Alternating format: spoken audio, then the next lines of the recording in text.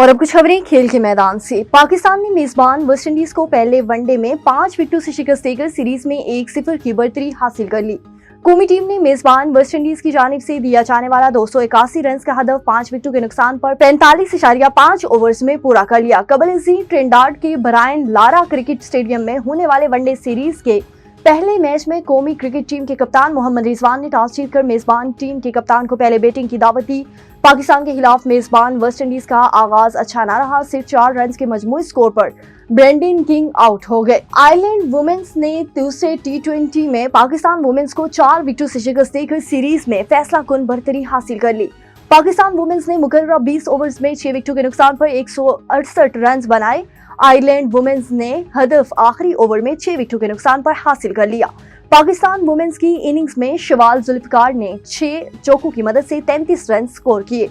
मुबीना अली 27, ईमान फातिमा और फातिमा सना ने 23 रन। पाकिस्तान की तरफ से रामीन शमीन ने 36 रन देकर 3 विकेटें हासिल की। वाज़ेह रही कि आयरलैंड को 3 मैचों की सीरीज में 2-0 की बढ़तरी हासिल हुई। तीसरा मैच इतवार को होगा। और भारतीय क्रिकेट स्टार विराट कोहली की नई तस्वीर ने सोशल मीडिया पर मदाहों को हैरान कर दिया। 36 साल कोहली टेस्ट और T20 फॉर्मेट से रिटायर हो चुके हैं, ताहम वो अब भी भारत की वनडे क्रिकेट टीम का हिस्सा हैं। उन्होंने आखिरी बार भारत की नुमाइंदगी चैंपियंस ट्रॉफी में की थी।